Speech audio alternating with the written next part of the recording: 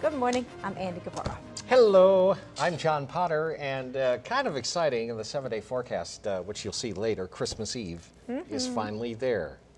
It's panic time. Yeah.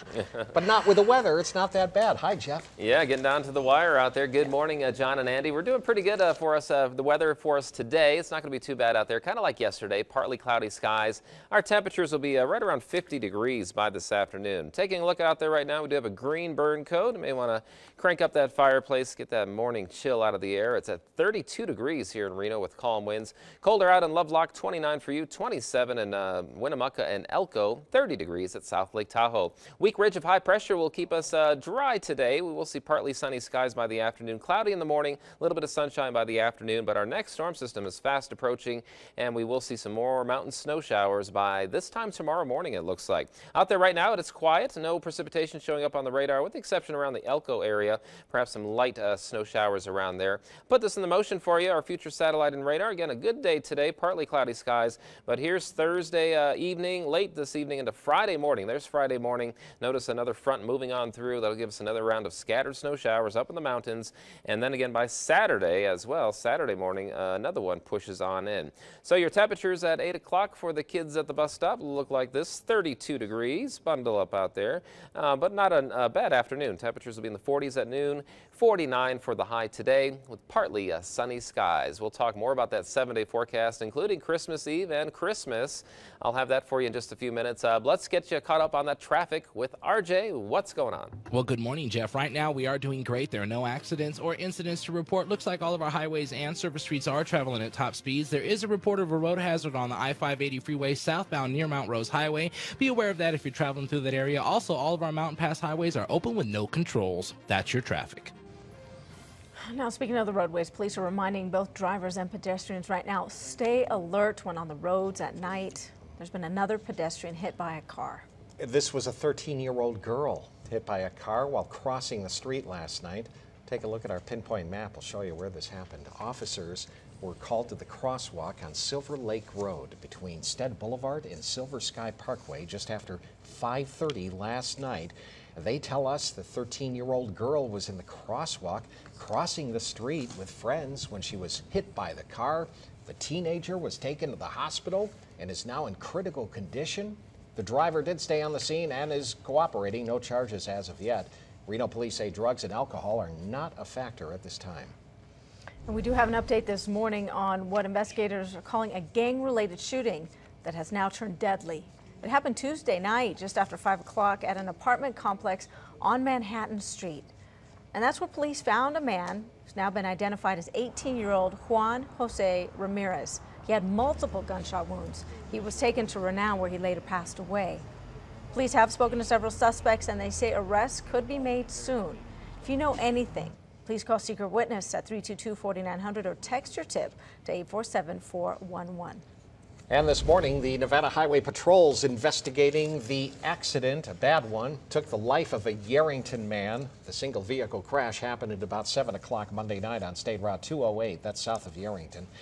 Investigators say this PT Cruiser, driven by 58-year-old Mark Allen Thorpe, drifted off the roadway, they don't know why, and then overcorrected. Thorpe hit an irrigation pipe and overturned. He was thrown from the vehicle and taken to South Lyon Medical Center, where he died. And about a week after taking applications, Washoe County Commissioners have now released the names of 12 qualified candidates for the vacant Nevada Assembly District 24 seat. And that was vacated when David Bobzian was appointed to the Reno City Council earlier this month.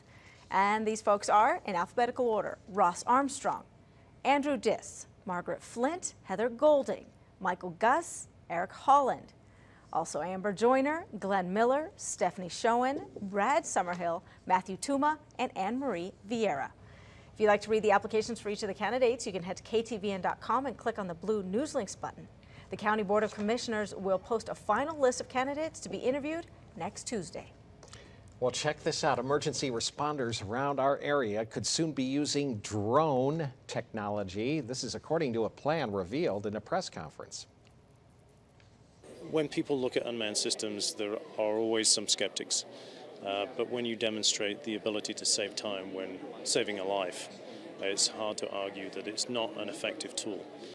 Investors are looking to use these drones for emergency services like finding missing people or carrying medical supplies, but nothing's set in stone yet. It has to be first approved by the Washoe County Commission and also the Federal Aviation Administration before we can even think about seeing these drones in our airspace, but it seems they're getting closer. They're pretty cool looking.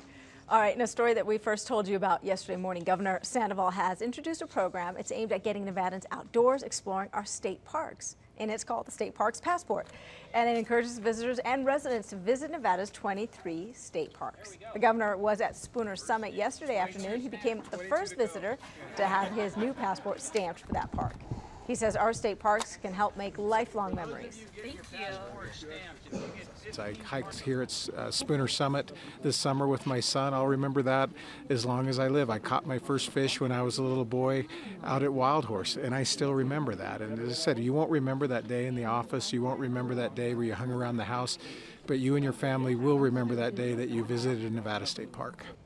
Yeah, enjoy our beautiful outdoors. Now, if you'd like to order a passport, you can call the Nevada State Parks office at 684-2770. Kind of reminds me of the old Highway 50 Loneliest Road passport. Remember that years ago?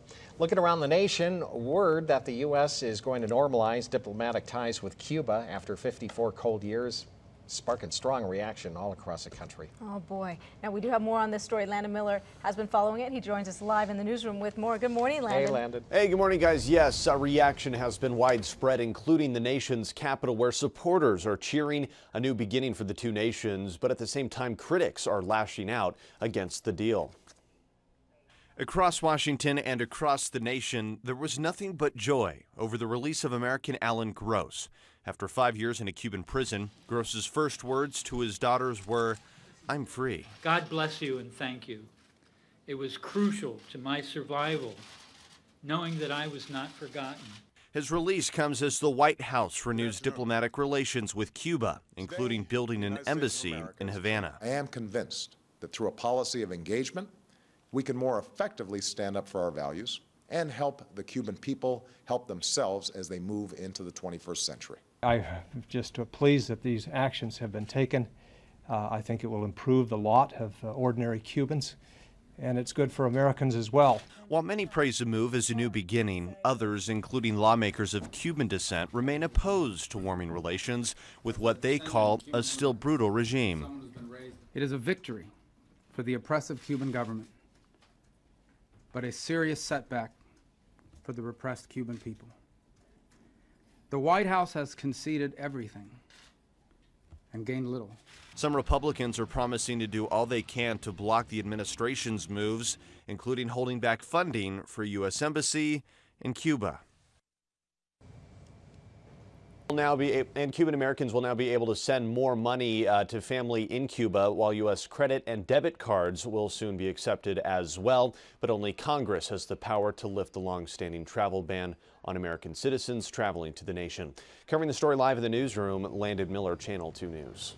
I'm interested to see how we can normalize our relationship with a communist dictatorship. And it's not like China. In China, you can own property and you can become a millionaire in China. No, you can't do that in Cuba at all. This at least starts the conversation. It doesn't solve any problems. Well, yeah, the embargo, I guess, really, after all this time, what has it done? It hasn't really done anything. The Castros are still in power.